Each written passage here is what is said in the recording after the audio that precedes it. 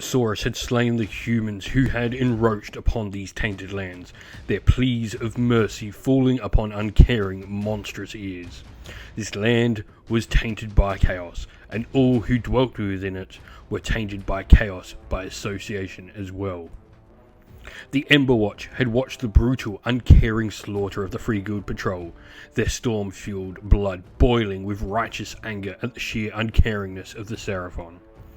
Vowing to avenge the fallen, they picked up their lightning-charged crossbows and bolt-storm pistols, and as they unleashed the first fusillade of shots, battle was joined in Warhammer Underworlds' Emberguard. In today's game, we're going to be playing a Warhammer Underworlds Rivals format game. Now, in the Rivals format, players pick a pre-built 32 card deck known as a Rivals deck. A player's Rival deck is made from cards that only feature that deck's unique symbol denoted in the top right-hand corner of each card, which means if you have at least one Rivals deck and one warband from the list below if you're going to a competitive scene, or you can use pretty much anything you want in a less organised setting, you have everything you need to join in with this format. In today's game, I'm going to be playing with the Emberwatch. First of all, my Inspire condition means after an activation step, if a friendly fighter began that action step in enemy territory and used a core ability, you can inspire the fighter. A Low Night Stand allows me to get a free move with one of my fighters by pushing them one hex if they're in a territory that no other fighter is in. I then have a bunch of one-turn abilities I can use once per battle. Vanguard Dash allows me to remove someone from the table and put them on an edge hex. Deadly Sentries can increase the range of one of my attacks, while the Raptors of Sigma actually allows me to get that final wound on a vulnerable fighter. And so I have the fighters for my warband, Ardorn, Uric and Farisa. Now all of these fighters have a nice 5 health each with a shield of 1 for defense. They all move 3 hexes and they've all got a ranged weapon along with a decent close combat attack which is 2 damage. Now we've got a couple of things here where Uric gets a nice longer range attack with his heavy crossbow and Farisa actually gets more dice to roll for her attack in melee. Meanwhile, when the fighters inspire, they all get a nice little bonus.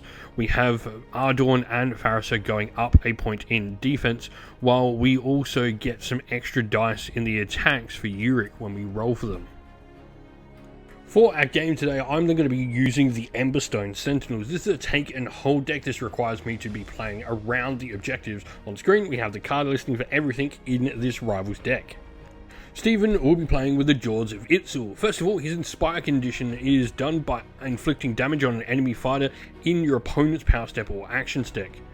Now, what this means, and there's an easy way to do this, is the Predatory Fighter's ability, where you can use this immediately after an enemy fighter failed attack. If the target was a friendly Saurus unit and the save roll contained a shield, you can inflict the damage on that enemy. This is a really easy way to get that Inspire condition met. Now, first of all, Instinctual Control is one of the 3 abilities they have where they are allowed to move their little Sotic Venomites at a table while the other fighters are moving, which is cool. Savage Mauling can be used in the power step. You pick an enemy fighter adjacent to a damaged friendly Saurus that has no charge, roll an attack dice for each damage token that fighter has for each cross swords or crit. Inflict 1 damage on the fighter. Now, you've then got Obstinate as well, where use this in a power step, pick a friendly Saurus, that fighter cannot be driven back until the end of the battle round. And so, our first 2 fighters in the warband, first of all, is Crojax. This is our warband's leader. He's a very, very solid fighter with a defense shield 1, 5 health, a 3 hex move, and he's got a nice damage 3 attack. Joining him is the Sotic Venomites. They have a nice 2 dodge on them. Only 1 damage with the attack, but the big thing here is they're just another model to go around and move with. When the 2 fighters inspire, Crojax gets some bonus defense and also gets an extra 2 dice to roll for his attacks and swaps from needing hammers to cross swords. Meanwhile, we are then going to have the Sotic Venomites who are going to get some extra dice in their attack as well and get the stagger ability on their attack. The other fighters in our warband are Sokar and Rotak, our 2 Saurus. Sokar is the one wielding the club. The model's got 5 health once again, a nice defense of 1, and a 3 dice 2 damage attack. Meanwhile, we then have Rotak, who has a 1 hex and 2 hex ranged attack, which is nice, giving him some options to play with. When the 2 fighters inspire, Sokar himself is going to get both the ability to do some extra damage from Grievous on a crit, but also is going to have an extra dice when he rolls for his attacks. Meanwhile, Rotac is going to get some extra dice, and it only goes to a 2 hex range to damage attack. Steven is going to be using the Rack and Ruin deck for today's game. This is a Mastery style deck, and I think will provide some nice balance against the ferocity of the Saurus. Reckless Fury is the Rivals deck that we're going to be playing with for all the Claws of Itzl today. It is a Fury deck. Straight up, it wants to go punch things in the face.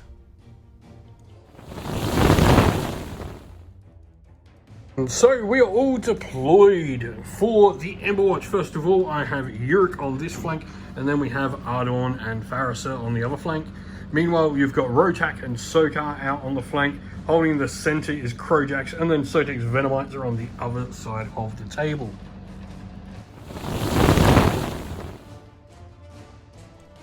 Today's video is sponsored by Gap Games, a fantastic miniature wargaming store in Queensland, Australia. They stock a wide variety of miniature wargames from all things Games Workshop to some of my personal favourites, Conquest, The Last Argument of Kings, and all things Modifius wargames as well. Use our affiliate code in the link below to help support both this fantastic store and the channel as well.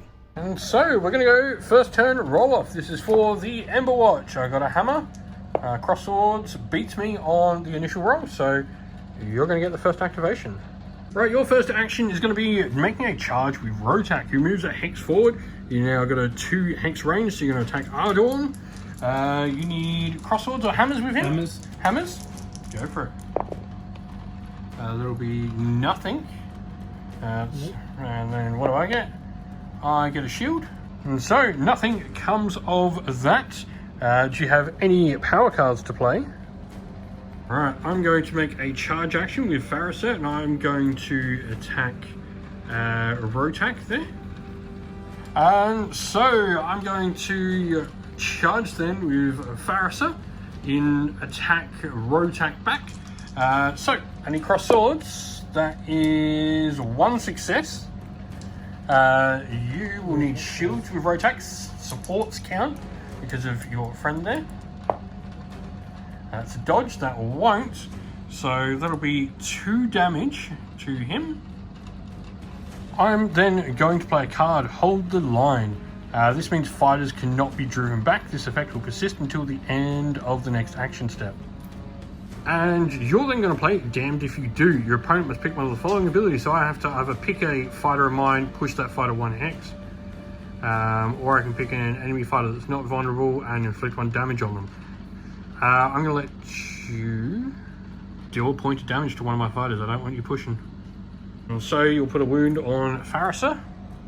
Right, you're just going to go a straight up attack with Sokar into Farisa, so go for it. Got a crit and that's it. Crit and that's it. So needed swords. I have 1 defense. I need a shield. That's a support. That won't do anything. Damage? Damage is 2. Cool. After your attack, though, I will immediately score an objective here. Score this immediately after an enemy fighter's attack if a friendly fighter was holding a treasure token when they were the target of the attack. I was. And so, because you did make an attack with one of your friendly fighters, your little Sotek spawnings, the Sotek Venomites, can make a free move. Alrighty, I'm then going to make a charge action as my second action, and this time it'll be with Ardorn. He'll be going 1, 2, 3, up to there. And so I've got 2 dice. I need hammers, those supports will count. That is a crit and support, so that's 2 successes. What can you get? That is nothing, so that will be another 2 points of damage on you. And then I will push your fighter back after making the attack with Ardorn. And then end of my turn in the power step, you're going to play Fiery Temper. Immediately after this fighter has been picked to be pushed, you can inflict 1 damage on the fighter, and if you do so, this fighter is not pushed. And that's going on Krojax. Krojax then makes a charge into Ardorn. Hammers? Yep, hammers are what you need. Got Okay, 1. So do I get a success? I get the shield, that'll stop it. So first of all, you're going to drive me back, and then you're going to play Deadly Traps. We play immediately after a friendly fighter's drawn attack. The target is invulnerable and was driven back to inflict 1 damage on the target. And then you're going to score bloody and bruised because of that, because you score this immediately after your warband inflicts damage on an enemy fighter if 3 or more fighters are damaged. Your little Venomites get to make a free move as well, but then I'm also going to go with Sidestep. I can pick a friendly fighter and push them 1 hex. Just pushing Ardorn back to where he was. You're then going to play another card, which is going to be Sundering Weapon. You gain cleave on one of your weapons. Who's taking this? Yep, that's going to go on Sokar. Yep. My third. So, my turn. I'm going to make a charge then with Uric onto the objective. And then we're going to attack. So, we get 2 dice. We are needing hammers. That's 2 successes with a crit in there. I need swords. You mean the dodges or shields? Dodges? Dodges. Yeah, no dodges there. So that will be 2 damage on the Venomites. So no glory is gained for the Venomites killing them, but I do gain Aggressive Defender, where I score this immediately after a friendly fighter's attack action if the attacker is holding a treasure token. And he is. I'm then going to play the upgrade Kenai for my 2 glory that I have, and this is going to go on Ardorn. And then I'm also going to play by the numbers, where I can draw a number of power cards equal to the number of treasure tokens held by my warband. Alright, Sokar is then going to make a charge into Ardorn. So yeah, you're going to need cross swords. Supports count though for this. And you don't get energy.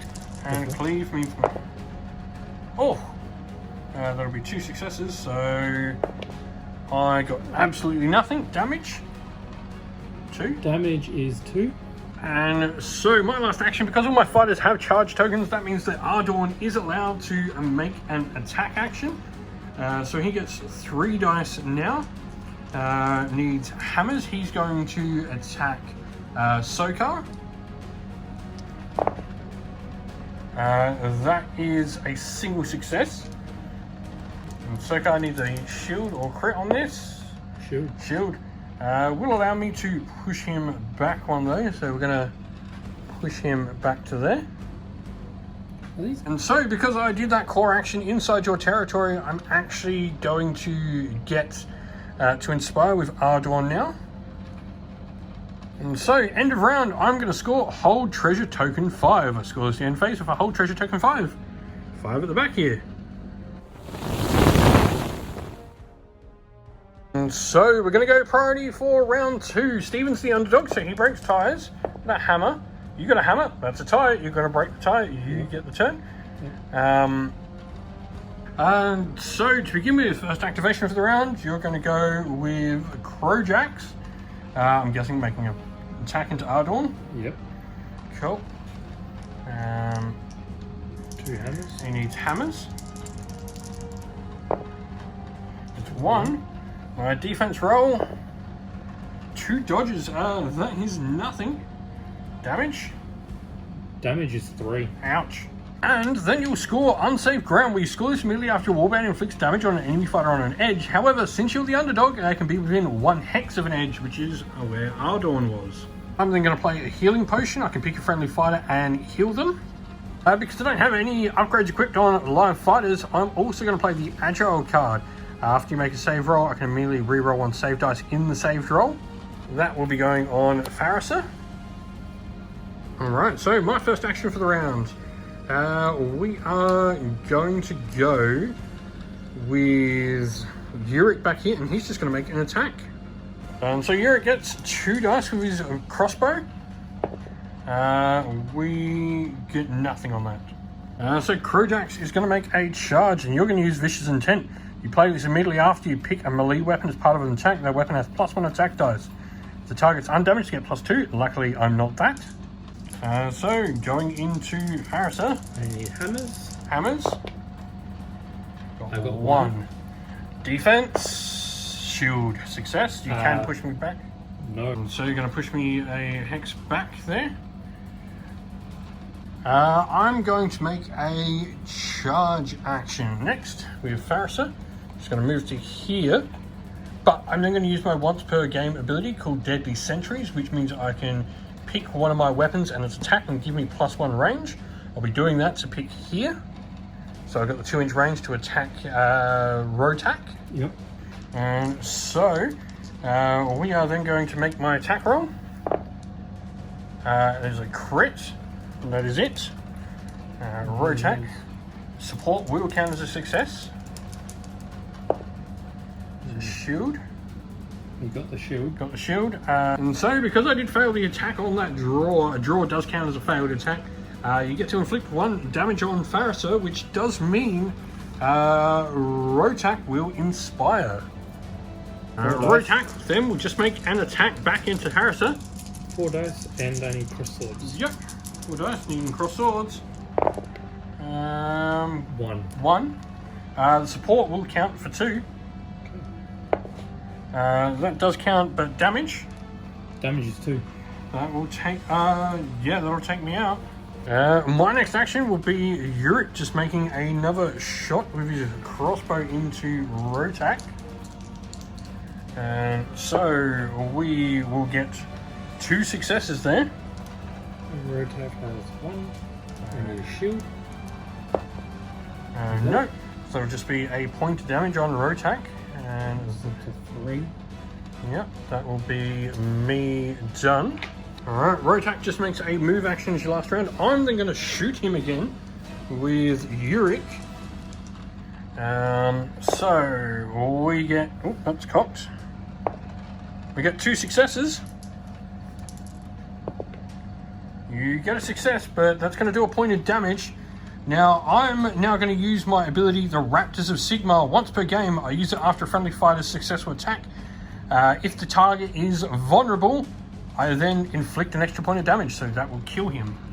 Damn it. And end of round, I'm then going to score Iron Grasp. I score this in the end phase if your warband holds all of the treasure tokens in friendly territory and or enemy territory. And, well, I hold them all in friendly, so that's enough.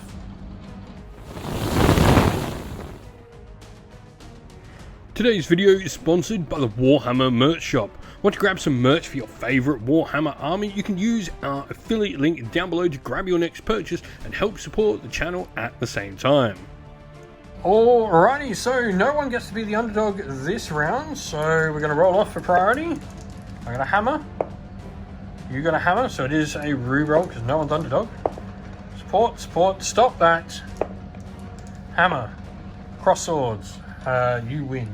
Okay. Alrighty, well, my turn's going to be simple. I'm going to make a charge action with Yurik.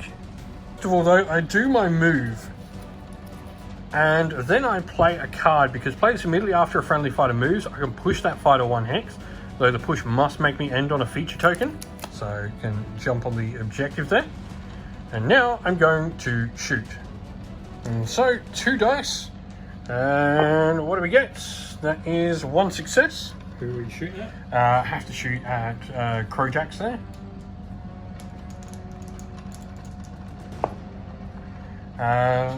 That stops me.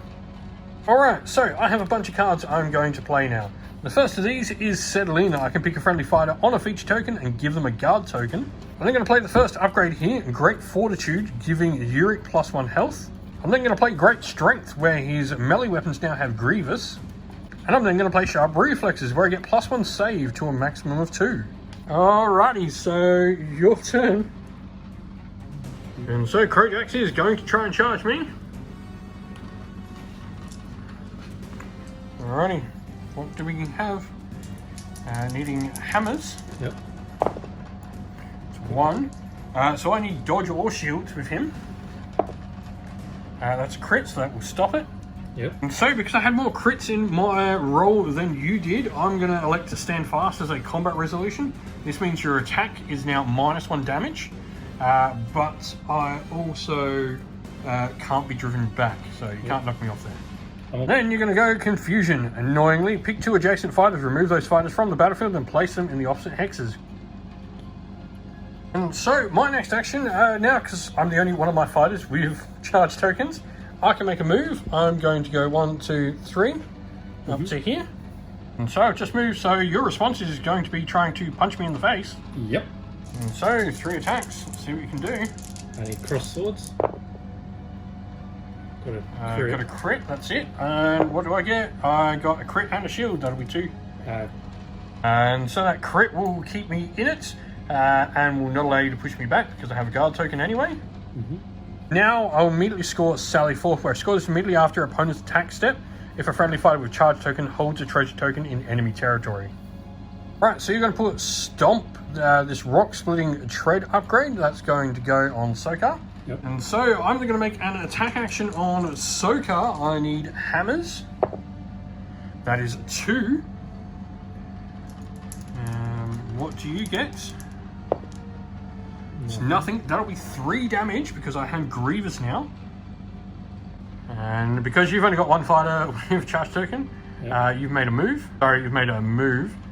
Which means my action, if you've got nothing to do, I'm going to make a move. I'm going to move to there, and then your last action is going to be coming up, and that'll be the end of the round. Yep.